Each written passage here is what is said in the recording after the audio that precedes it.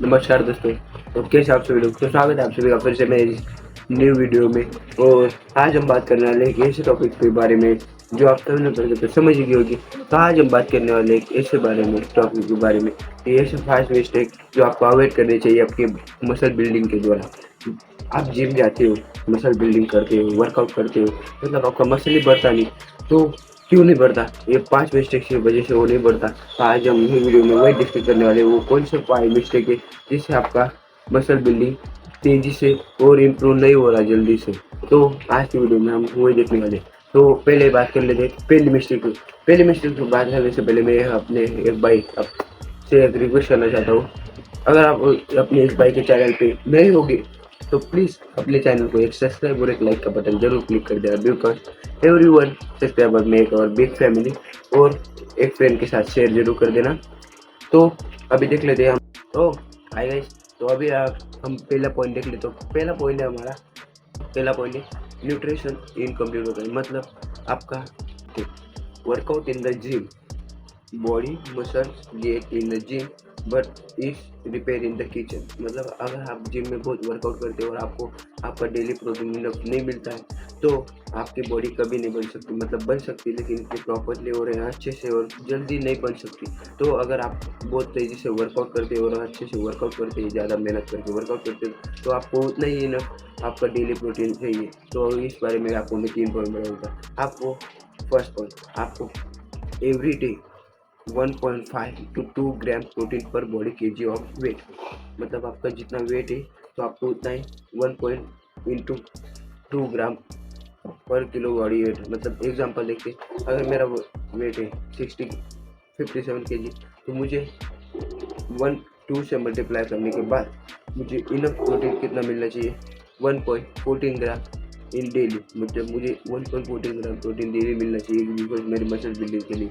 तो अगर आप दूसरा पॉइंट, अगर आप ये समझते हैं हॉर्मोन्स, मतलब carbs are not your enemy, they are fuel your workout. मतलब कार्ब आपकी एनर्जी, मतलब आपको सिर्फ वर्कआउट के टाइम को ये देते हैं, आपको एनिमी नहीं। मतलब आप उसी से ही नहीं बॉडी बना सकते। तो तीसरा पॉइंट देख लेते हैं। तो अगर आप जिम में वर्कआउट करते हैं तो मेन पॉइंट, जिम में वर्कआउट करते हैं और न्यूट्रिशन नहीं लेते तो आपकी बॉडी नहीं बनेगी। तो न्यूट्रिशन लेना ज़रूरी है। तो अभी मैं आपको सीधे शब्दों में समझा दूँ तो nutrition is very enough and is build your muscles. अगर आप समझते हैं आपको वर्कआउट करने के बाद आपको मसल्स को रिपेयर होने के लिए चाहिए, तो उनमें उतना इनफ प्रोटीन चाहिए कि आपको मसल रिपेयर करने के लिए। तो आप अगर प्रोटीन नहीं लेते तो आपकी बॉडी नहीं बन सकती। तो अभी पहला पॉइंट देख लेता, अभी हम दूसरा पॉइंट देख लेते। तो सेकंड पॉइंट है सबसे बड़ा point, over thinking without rest. मतलब आप बहुत ओवर ट्रेनिंग करते हो, मतलब सॉरी मेरे से ओवर ट्रेनिंग कुछ बोला गया। तो ओवर ट्रेनिंग विदाउट रेस्ट, मतलब आप रेस्ट ही नहीं लेते वर्कआउट के टाइम को। आप सिर्फ ये समझते कि मैंने जितना वर्कआउट किया तो उससे मेरी मसल्स फटेगी और मतलब मेरी जितनी मसल्स टायर होगी तो उससे हमारी मसल्स ज़्यादा पंप होती है। तो आपको लगता है हमारी बॉडी और मसल्स बहुत अच्छे से बनेगी, लेकिन ऐसा नहीं होता। बॉडी जब भी बनती है जब आप रेस्ट लेते हो, बिकॉज एवरी रेस्ट के दौरान आपकी मसल्स को फिर से रिपेयर होने का काम शुरू करती है, जिससे आपका पंप बहुत ज़्यादा बढ़ता है। तो इसलिए पहले रेस्ट लेना चाहिए। तो पहली बात तो आपका मसल्स को 1 या 2 मिनट रेस्ट देना चाहिए हर सेट या हर सेट के दौरान और हर एक्सरसाइज के दौरान। अगर आपके डेली इनफ आपको 7 to 8 आवर्स स्लीप चाहिए और आपको बॉडी रिकवर के लिए 48 आवर्स लगते हैं। तो इसलिए मंडे को अगर आप चेस्ट और ट्राइसेप लगाते हो तो ट्यूसडे को भी मंडे और चेस्ट और ट्राइसेप लगाना चाहिए, बिकॉज इतने में आपको 2 डेज का मतलब 48 आवर्स रिकवरी। उतने रिकवरी टाइम को आपको इनफ है आपकी बॉडी को पंप होने के लिए और अच्छे से बढ़ने के लिए। दूसरा पॉइंट, यूजिंग ग्राउंड फॉर्म। मतलब आप अगर आपका जिम में जाते हो और हैवी वेट लगाते हो, मतलब ईगो दिखाते हो, मतलब मैं कितना हैवी वेट लगा सकता हूँ, तो आपको किसी को ईगो नहीं दिखाना, किसी को नहीं फर्क है आप कितना वेट लगा रहे हो कितना नहीं। तो अगर आपको वेट लगाना ही है तो आप बड़े बड़े प्लेटफॉर्म पर, मतलब डेडलिफ्ट होता है, चेस्ट प्रेस, वहाँ पे लगाना। लेकिन जिम में आप हैवी वेट लो। और आपने देखा होगा अगर बिगिनर्स आते हैं जिम में, मतलब वो अभी अभी बिगिनर्स रहते हैं और उनको देखना वो हैवी वेट से स्टार्ट कर देते डायरेक्ट। अरे आपको हैवी वेट नहीं लगाना भाई, आपको लाइट वेट से शुरू करना है। मतलब आप ये नहीं देखते लोग कि आप हैवी वेट कितना लगा लें, आप हैवी वेट को किस तरह से लगा रहे ये सब लोग देखते हैं। तो अभी से और आज से और कल से अगर आप जिम जाते हो तो प्लीज़ हैवी वेट लगाना छोड़ दो।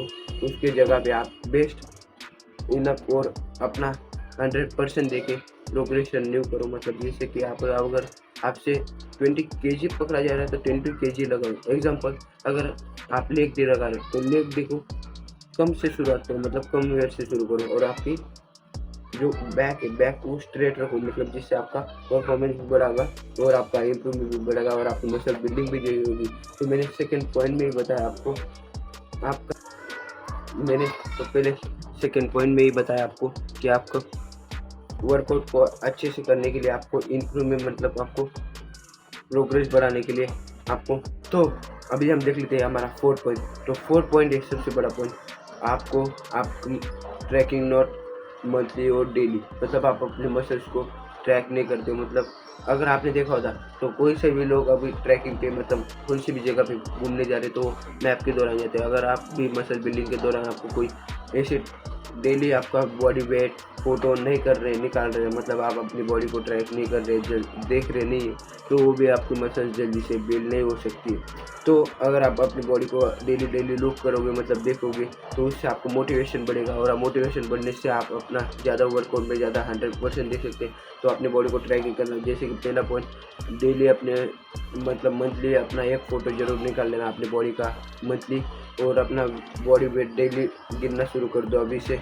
और दूसरा पॉइंट तो अभी मैं पहले से ही बता देता, तो अपनी बॉडी को ट्रैकिंग करो। और 4 पॉइंट में यहाँ पे मैं ख़त्म करता हूँ। और अभी आप रुको अभी 5वां पॉइंट बाकी हमारा। तो 5th पॉइंट को पहुँचने से पहले मैं आपसे भी एक रिक्वेस्ट करना चाहता हूँ कि अगर आपने अपना चैनल को सब्सक्राइब किया हो तो प्लीज़ एक सब्सक्राइब और रिव्यू को लाइक जरूर कर देना, because everyone subscribe make our big family.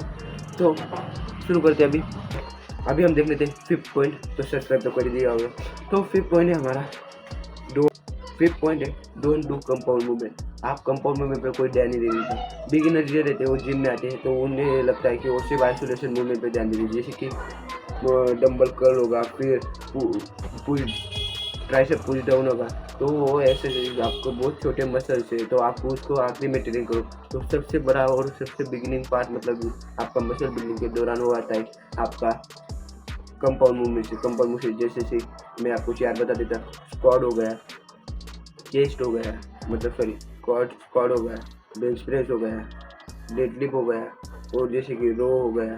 मतलब आप ऐसे कोई सी भी एक्सरसाइज लगा सकते हैं जो कंपाउंड मूवमेंट में आती है। तो ऐसे कंपाउंड मूवमेंट एक्सरसाइज को आप इग्नोर मत करो, इससे आपका मसल बिल्ड और मसल बिल्डिंग अच्छे से होता है। तो यही आखिर में बताना चाहता हूँ कि मसल बिल्डिंग के दौरान आप कंपाउंड एक्सरसाइज लगानी चाहिए, ज़्यादा आइसोलेशन मूवमेंट को ध्यान मत दो। हाँ, अगर आपका कंपाउंड मूवमेंट लग गया होगा तो प्लीज़ आप आइसोलेशन मूवमेंट को आखिर में थोड़ा टच अप दे सकते हो। तो मेरा यही आखिर में पॉइंट था। तो अभी कंक्लूजन में आपको सिंपल है। तो फिर से रिकैप कर लेते हैं अपने वो 5 मिस्टेक को। पहली मिस्टेक ये है ना, प्रोटीन एंड कैलोरीज डेली। तो दूसरा पॉइंट है आपका ओवर ट्रेनिंग विदाउट रेस्ट। तो हमारा तीसरा पॉइंट है focus on your form not just on weight. तो चौथा पॉइंट है अपना ट्रैकिंग योर सेल्फ और आपके मसल्स को और अपनी बॉडी को ट्रैक करो। तो चौथा पॉइंट आपका, मतलब 5वां पॉइंट है अपना सबसे बड़ा पॉइंट, तो है आपको कंपाउंड मूवमेंट एक्सरसाइज भी करनी है, डू कंपाउंड मूवमेंट लिफ्ट। तो ये मिस्टेक आपको अवॉइड करनी है आपको मसल बिल्डिंग के दौरान। तो आप देखना है इस मिस्टेक को अवॉइड करने के बाद तो आपके मसल स्ट्रेंथ और फिर आपको फिजिक्स बहुत अच्छे से बढ़ेगी और बहुत तेज़ी से बढ़ने लग जाएंगी। मतलब बढ़ेगी इतनी तेज़ी से भी नहीं, बॉडी बनने को टाइम लगता है। तो अब कंसिस्टेंट रहना पड़ेगा और पेशेंस रखना पड़ेगा। तो अगर आप इस मिस्टेक को अवॉइड करते हो तो आपकी बॉडी फिजिक्स अच्छे से बनेगी, जिससे आपको मोटिवेशन फील होगा। तो अगर आपको इस बाइक का वीडियो हेल्पफुल लगा होगा तो प्लीज़ अपने वीडियो को एक सब्सक्राइब और एक लाइक जरूर कर देना, बिकॉज एवरीवन सब्सक्राइब मेक और बिग फैमिली। तो अपने फ्रेंड्स के साथ शेयर जरूर कर देना और कमेंट बॉक्स में लिखना मत भूलिए कि आप इससे पहले कौन सी मिस्टेक करते थे और अभी आप इस मिस्टेक को सुधारना चाहते हैं। तो मिलता हूँ आपसे अगली वीडियो में, तब तक के लिए take care for your health. मिलता हूँ आपसे अगली वीडियो में, तब तक के लिए बाय।